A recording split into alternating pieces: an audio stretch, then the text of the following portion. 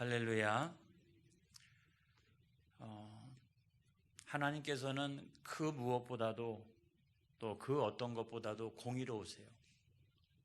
흠이 하나도 없으세요. 절대적이고 완전하십니다. 그래서 범죄한 인간이 그런 하나님 앞에 나아갈 수가 없는 거예요. 그리고 뭔가 하나님 앞에 요청할 수가 없어요. 왜냐하면 공의로우신 하나님은 범죄한 인간을 용납하지 아니하신다. 하나님이 그 절대적인 공의 때문에 범죄한 인간을 용납하지 아니하신다. 그래서 아담 이후로 모든 사람들이 다 범죄했잖아요. 그러니까 온 인류의 운명은 뭐냐면 그 하나님의 정해놓으신 그 영원한 형벌, 그거를 이제 받을 수밖에 없는 게 인간의 어떤 실존이죠. 거기서 자유로운 사람은 단 한 사람도 없어요. 다 구원받을 수가 없어요. 그런데 참으로 감사한 것은 하나님께서 택하신 자들이 있다. 그 택하신 자들에게 구원의 길을 여셨다는 거죠. 모든 사람이 구원받을 수 없는데 당신이 택하신 자들이 있고 그 택하신 자들에게는 구원의 길을 여셨다. 그러니까 하나님의 은혜죠.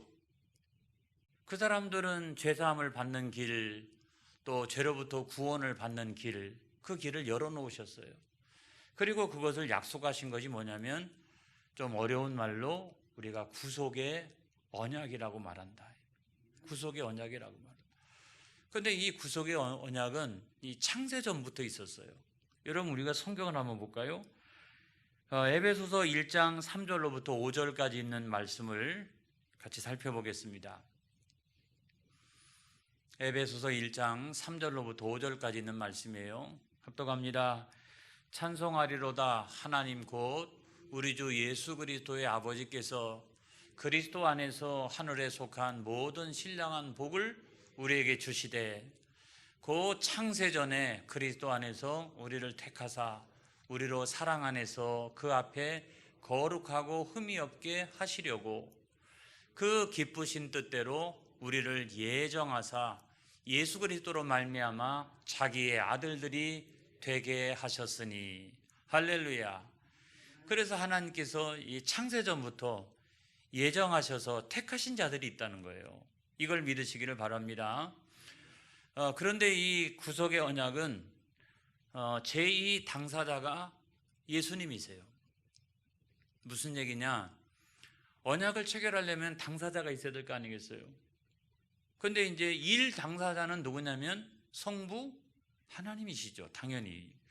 그런데 이제 죄의 문제를 갖고 얘기한다면 당연히 우리 인간이 제2 당사자가 되어야 되는데 제2 당사자는 예수님이시라고요. 왜냐하면 인간은 그 죄로 말미암아 죽을 수밖에 없어요.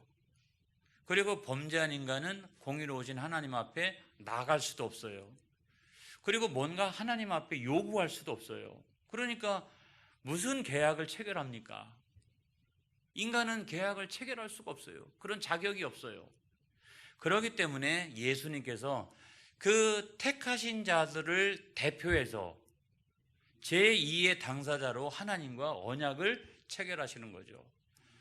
그리고 그 언약의 보증도 예수님이시라. 할렐루야. 우리나라 사회가 점점 신형사회가 되어져 가고 있습니다만은 지금부터 한 몇십 년 전만 해도 보증 서는 일이 많았어요. 지금은 거의 보증은 없는 것 같아요. 안 그래요? 요즘은 다 담보죠. 거의 담보 없이는 아마 대출이 불가능할 정도로 그렇게 되어져 가고 있는데 옛날에는 아무튼 보증 때문에 보증 잘못 섰다가 친구가 부탁하니까 형제가 부탁하니까 그거 보증 섰다가 거기서 헤어나오지 못하고 큰 어려움을 겪는 그런 분들이 참 많이 있었습니다. 그런데 만약에 보증 서는 사람이요 믿을만하고 변치 않고 어떤 문제가 생겨도 그거를 다 갚을 수 있는 능력 있는 사람이 보증을 섰다. 이러면 좋잖아요. 그렇죠? 이 구속의 언약의 관계에서도 마찬가지라는 거예요. 이 구속의 언약의 관계에서도 하나님과 예수님 사이에 그 구속의 언약을 체결하는데 사람이 거기서 보증이 될 수는 없잖아요. 인간이 보증이 될 수는 없잖아요. 근데 예수님은 믿을만하고 변치 않고 또 우리를 구원하시기 위해서 모든 것들을 우리에게 베풀어 주실 수 있는, 모든 문제를 해결해 주실 수 있는 그와 같은 분이시라. 그러므로 인간이 보증이 되지 아니하고 예수님께서 보증이 되셨나니, 여러분 히브리서 13장 8절의 말씀을 보겠습니다. 히브리서 13장 8절의 말씀 시작. 예수 그리스도는 어제나 오늘이나 영원토록 동일하시니라. 할렐루야. 그래서 여러분, 우리가 구원을 절대로 빼앗길 수 없는 이유가 어떤 건지 아세요? 만약에 거기에 사람이, 인간이 보증이 되었다라고 하면 구원은 빼앗길 거예요. 금방 빼앗깁니다. 금방 유혹에 넘어가고, 금방 자빠지고, 금방 모르겠다 그러고 그렇게 될 거예요. 그런데 어제나 오늘이나 영원토록 변치 아니하시는 그 예수님께서 보증이 되어주시기 때문에 하나님과 예수님 사이의 그 구속의 언약이 절대로 우리가 믿음 안에서 빼앗기지 않는다는 사실을 믿으시기 바랍니다. 얼마나 감사한지 알 수가 없어요. 보증자가 믿을만 하잖아요. 그렇죠? 나를 위해서 십자가를 지실 정도시니까 믿을만 하잖아요. 얼마나 감사합니까? 그래서 우리가 구속의 언약을 생각할 때 성부 하나님과 성자 예수님 사이의 그 구속의 언약이 모든 인간을 구원하는 토대가 된다. 자, 뭐 성취가 되는 것은 나중에 문제죠. 하지만은 그 두 분 사이에 있었던 그 언약이 모든 인간을 구원할 수 있는 구원의 어떤 토대가 되어진다라고 하는 것은 우리가 알 수가 있잖아요. 제가 가끔 이 벌콥이라고 하는 신학자 언급을 하는데, 벌콥 좀 이상하죠, 이름이. 근데 이 벌콥이라고 하는 신학자가 제가 자주 언급하는 이유가 뭐냐면 어려운 것을 굉장히 쉽게 설명하고 정리해내는 능력이 있어요. 구속의 언약이라고 하는 게 사실은 얼마나 어려워요. 사실은 이렇게 쭉 설명하기가. 이렇게 제가 지금 한 7분 정도 설명을 했는데도 이게 다 전부가 이해가 된 것은 아니잖아요. 그런데 이 벌콥이라고 하는 사람이 어떻게 정리를 했냐면, 지난번에도 제가 설명을 했지만 이번에 한 번 더 설명을 드려요. 너무너무나 정리를 잘 해놔서 그렇게 이해하면 구속의 언약이 무엇인가가 똑 떨어지게 우리가 이해할 수 있기 때문이에요. 자, 벌콥은 이렇게 말했습니다. 다시 말해서 구속의 언약이란 성부와 성자 사이에 맺은 협정으로서, 이 협정에서 성자께서는 자원하여 택함을 받은 자들의 죗값을 떠맡기로 하셨으며, 할렐루야. 얼마나 감사한지 알 수가 없어요. 성부께서는 그것을 조건으로 택함을 받은 자들의 구원에 필요한 모든 것을 성자에게 주기로 약속하셨다. 할렐루야. 그 많은 시간 동안 설명해야 될 것을 얼마나 짧은 시간에 일목요연하게 우리로 하여금 잘 이해할 수 있도록 그렇게 정리를 했습니까? 제가 가장 탁월한 정리다, 이런 생각이 들 정도예요. 이제 문제는 뭡니까? 언약을 체결했으니까 그 언약대로 이행하는 것이 중요하지 않습니까? 그렇죠? 언약을 체결했으니까, 약속을 했으니까 이행을 해야죠. 그걸 우리가 뭐라고 얘기한다? 성취라고 말한다. 이게 성취. 그래서 성부 하나님은 어떻게 약속을 성취하셨느냐? 첫 번째가 뭐냐면 성육신이죠. 그렇죠? 성육신. 성육신. 그래서 성령 잉태, 동정녀 탄생. 그래야 죄가 없으신 예수님이 우리 죄를 대신하여 대속제물이 되어줄 수가 있는데, 만약에 그 예수님도 죄가 있으시라고 하면은 우리 죄를 대속할 수가 있겠어요? 안 되잖아요. 근데 동정녀 탄생, 성령 탄생이라고 하는 건 불가능한 일이잖아요. 그건 불가능한 일이잖아요. 그래서 하나님께서 예수님을 성령으로 잉태하게 하셔서 동정녀로 탄생하게 하시고 성육신하게 하셨다. 이거는 성부 하나님께서 제공해 주신 거잖아요. 그 다음에 두 번째가 뭐냐면 인정이에요. 인정. 한 사람 예수 그리스도가 십자가에 달렸다. 이것이 모든 인류의 죄의 문제에서 어떻게 중요한 일이냐? 그거는 하나님께서 택하신 자들의 모든 죄값을 떠맡은 것으로 누가 인정하는 거예요? 누가 인정하는 거예요? 하나님이 인정하시는 거예요. 여러분, 만약에 한 사람이 죽었다라고 하면 다른 한 사람의 죄값을 대속할 수는 있어요. 그런데 하나님께서는 뭐냐면 이 한 사람 신의 죽음, 이 그 예수 그리스도의 죽음을 통해서 모든 그 인류의 또 택함을 받은 자들의 죄값을 떠안은 것으로 인정하셨다는 거예요. 할렐루야. 이게 얼마나 감사합니까? 그리고 그 결과가 뭐예요? 생명이잖아요. 그래서 예수님께서 잠자는 자들의 부활로 그 생명을 증거하셨잖아요. 그리고 오늘날에는 승천하셔가지고 당신을 믿는 수많은 사람들이 그와 같은 구원의 약속에 참여할 수 있도록 역사하시잖아요. 할렐루야. 그러니까 얼마나 감사해요. 그런데 이거 하나하나가 성부 하나님이 제공해 주지 아니하시면 안 될 일들이잖아요. 어떻게 사람이 부활해요? 어떻게 사람이 승천합니까? 그 성부 하나님이 다 그것이 가능하도록 구원에 필요한 모든 것들을 예수님한테 제공해 주신 거예요. 할렐루야. 이걸 믿으시길 바랍니다. 그 다음에 또 성자 예수님은 어떻게 성취하셨느냐? 십자가 위에서 다 이루셨다. 그러니까 택함을 받은 사람들의 죄값을 떠안기로 어디에서? 십자가 위에서 그것을 다 이루셨다. 이걸 믿으시길 바라요. 그래서 예수님이 십자가를 지실 때 알쏭달쏭한 말씀을 하셨어요. 여러분 요한복음 19장 30절을 보겠어요. 요한복음 19장 30절 다 같이 시작. 예수께서 신포도주를 받으신 후에 이르시되 그 다음 다 이루었다 하시고 머리를 숙이니 영혼이 떠나가시니라. 그러니까 이거는 지상사역이죠. 지상사역을 통해서 예수님은 다 성취하신 거야. 뭘? 그 구속의 언약을 성취하셨고, 더 쉽게 말하면 그 십자가 위에서 택함을 받은 사람들의 모든 죄값을 떠안는 이 일을 다 이루셨다는 거예요. 할렐루야. 근데 다 이루었다. 십자가에서 죽어가면서 범인이 우리가 듣기에는 그게 무슨 말인지 이해가 안 가요. 그런데 하나님만 아세요. 뭐냐면 하나님과 예수님 사이에 맺었던 언약이기 때문에 하나님은 다 아세요. 그 말이 어떤 말인지를. 할렐루야. 여러분, 그래서 예수님께서는 사람으로 나셨어요. 온전한 사람, 참 사람. 그 사람으로 나셨어요. 왜냐하면 다른 사람의 죄값을 대신하기 위해서는 신의 존재로 하면 안 되잖아요. 참 인간의 모습으로 내가 다른 사람의 죄값을 대신하는 것이지. 그래서 예수님께서는 인간의 모습으로 이 세상에 오셨다. 이걸 믿으시길 바라요. 그래서 굶주림도 겪으시고 추위도 겪으시고 또 다른 사람들의 멸시, 또 다른 사람들의 오해, 뭐 별별 그 것들을 다 겪으셨어요. 그리고 예수님의 인생이라고 하는 것이 그 한 말씀에 저는 정의가 된다고 생각해요. 여우도 굴이 있고 공중의 새도 거처가 있으나 인자는 머리 둘 곳이 없도다. 그렇게 사셨어요, 여러분. 우리의 구원을 위하여 예수님은 철저히 거지와 같이 그와 같이 자기의 모든 것들을 다 내어놓으시면서 그와 같이 사셨다는 거예요.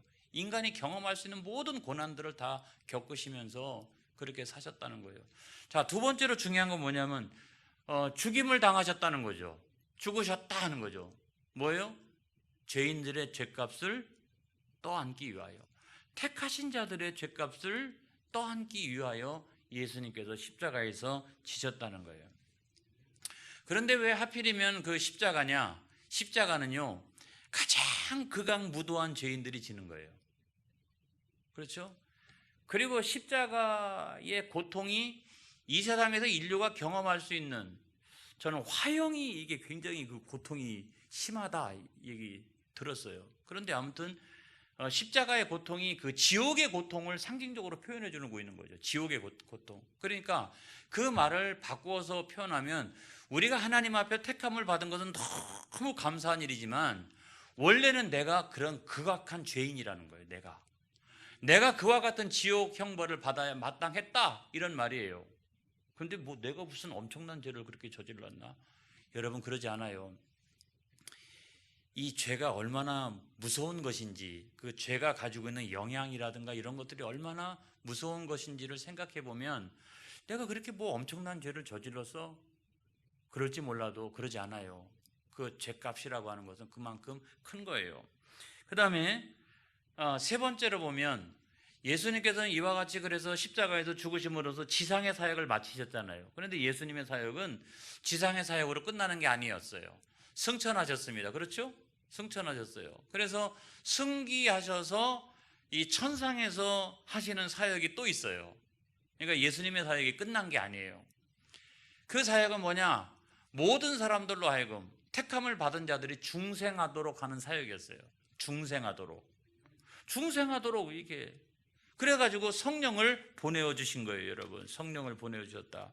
성령을 우리 마음속에 이렇게 성령을 우리 마음속에 자 성취하시고 난 다음에 성령을 우리 마음속에 보내주셔서 우리 마음을 인생의 어느 순간에 노크하시고 부모님을 통해서 노크할 수 있고 전도자를 통해서 노크할 수 있고 친구들을 통해서 노크할 수 있고 노크하시고 마음의 문이 열려서 회심하게 하고 중생하게 하고 하나님의 자녀가 되게 하고 이 모든 역사가 뭐냐면 성령의 역사라는 거예요.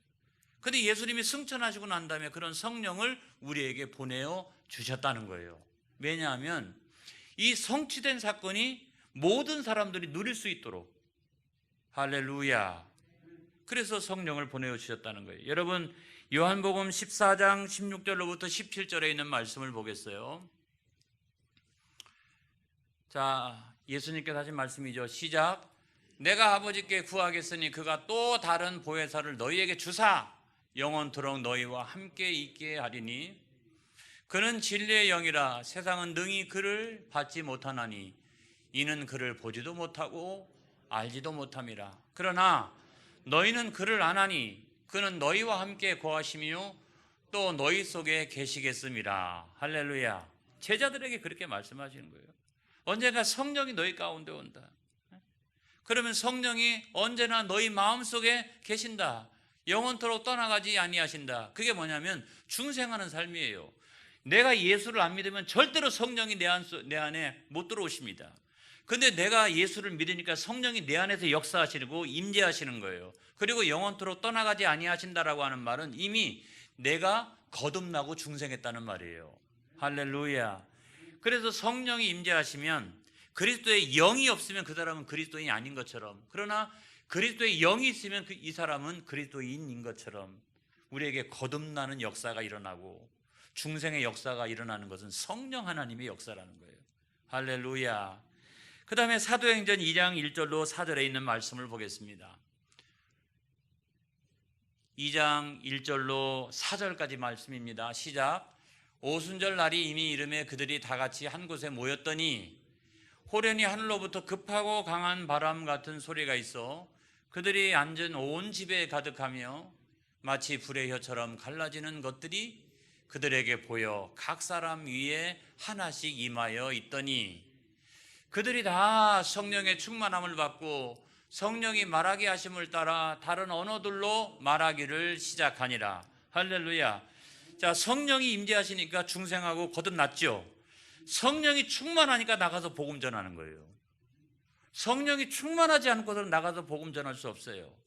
막 성령이 막 감화감동 역사하니까 견딜 수가 없어가지고 나가서 복음을 전하는 거거든요.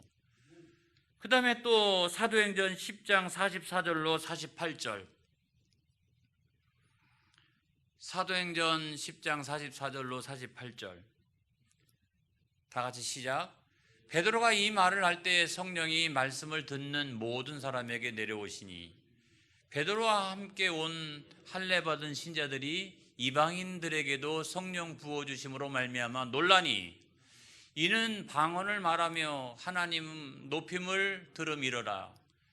이에 베드로가 이르되 이 사람들이 우리와 같이 성령을 받았으니 누가 능히 물로 세례를 베품을 금하리요 하고 명하여 예수 그리스도의 이름으로 세례를 베풀라 하니라. 그들이 베드로에게 며칠 더 머물기를 청하니라. 이게 고넬료 집안에서 일어난 일이잖아요. 이방인 집안에 일어난 일이잖아요.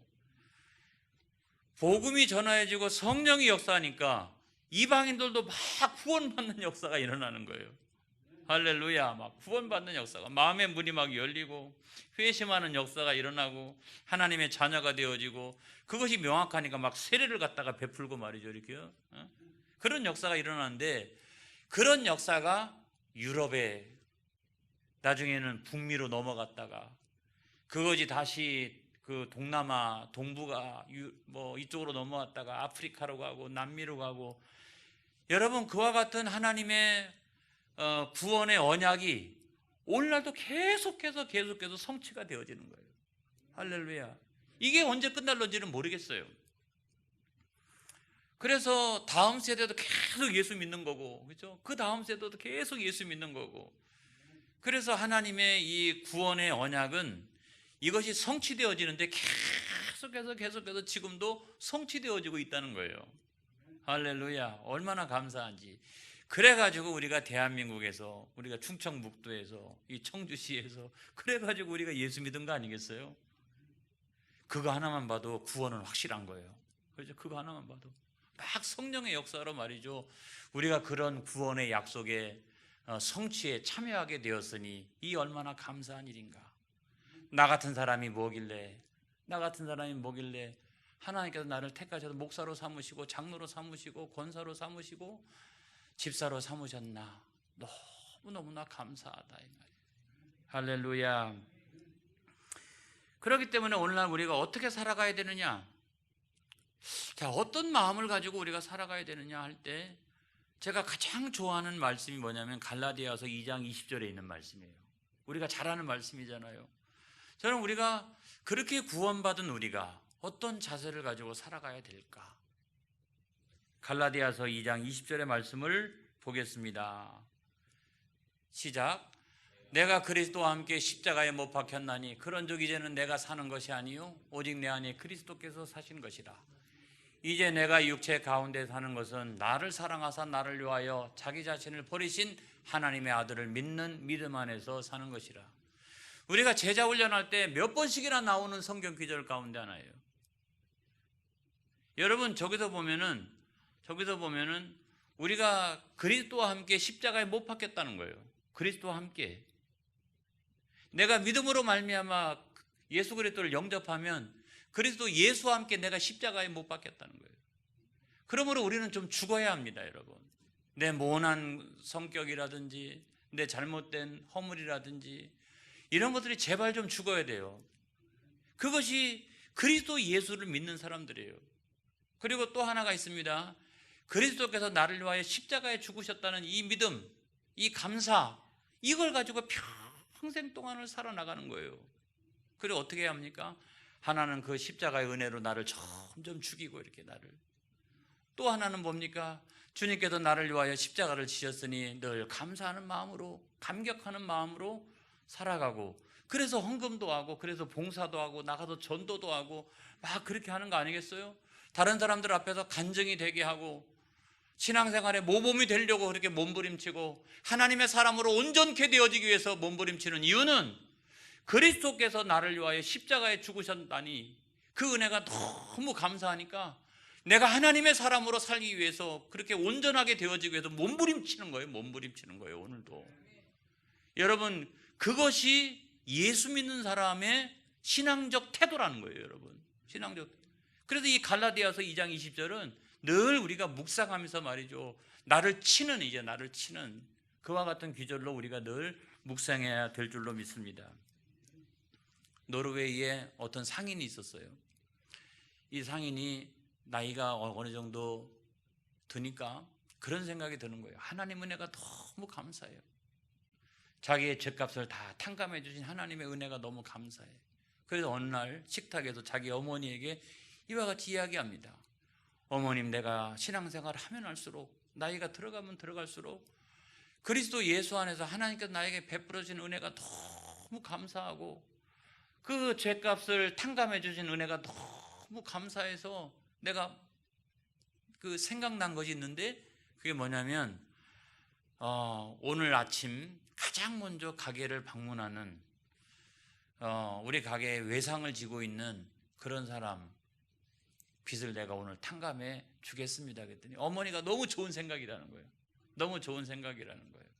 그래서 이제 아침 가게로 출근해 가지고 어떤 손님이 가장 먼저 오나, 외상을 지고 있는 손님 가운데 누가 가장 먼저 오나 이렇게 봤더니 세상에 제일 외상값이 많은 그 사람이 가장 먼저 오는 거예요.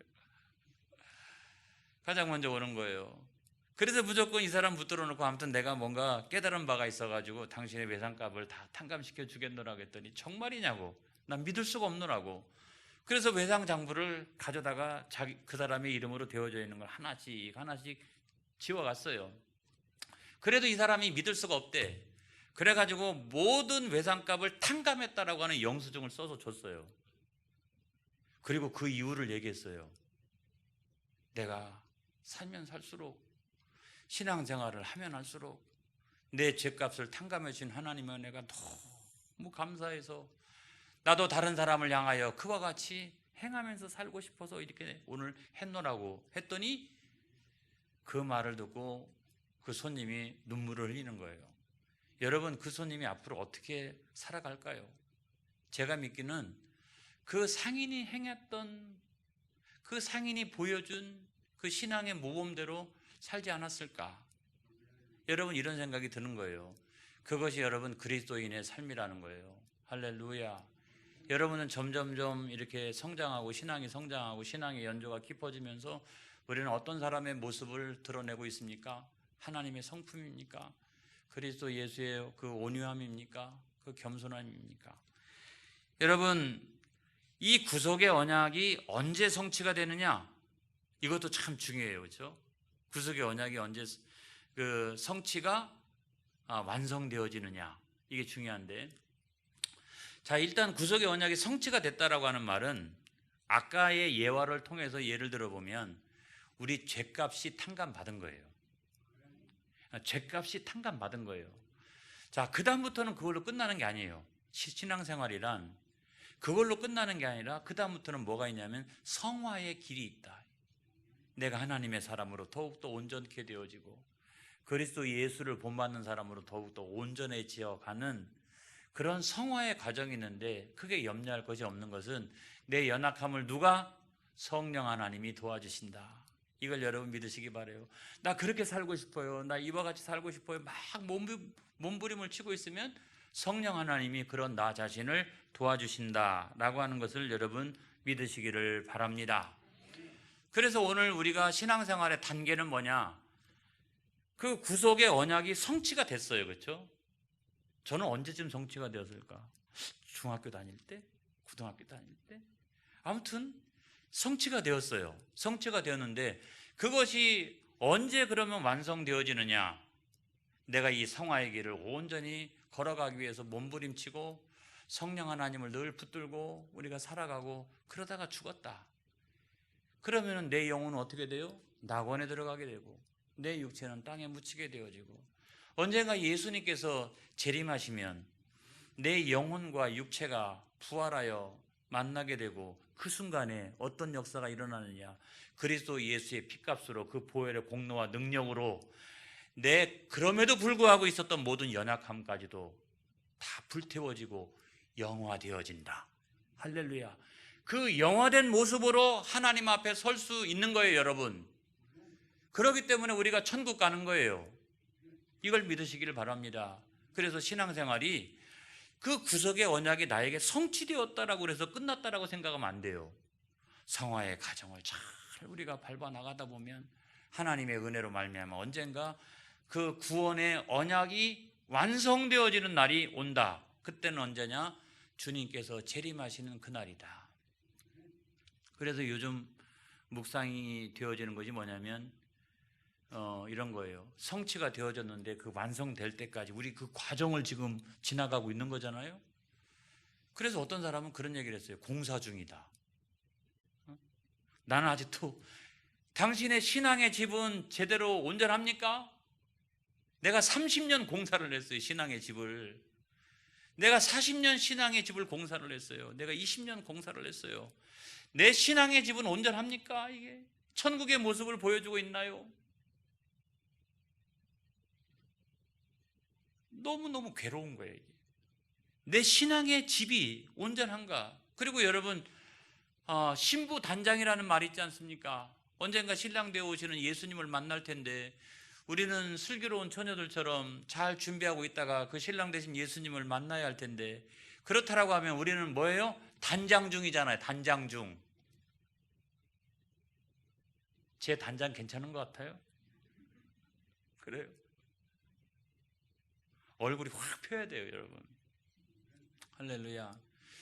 여러분, 점점 그 신랑되어 오시는 그 예수님을 만나러 가는 거잖아요, 지금.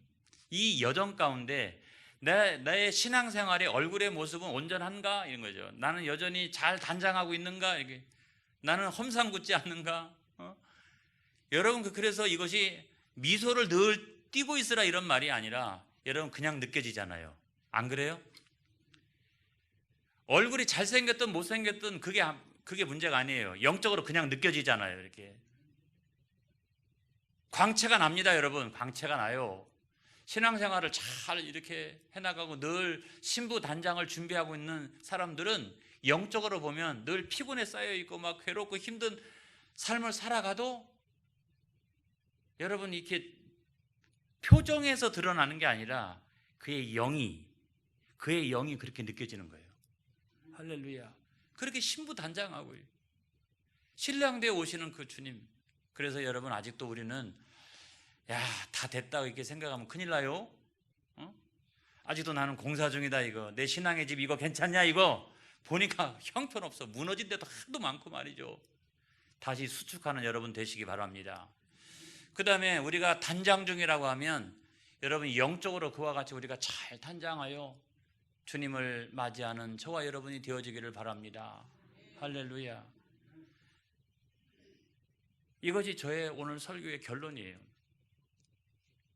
다 끝났다고 생각하지 말자. 신앙생활 다 했다고 생각하지 말자. 신앙생활 다 안다고 생각하지 말자. 교회생활 다 안다고 생각하지 말자. 우리는 여전히 공사 중이다.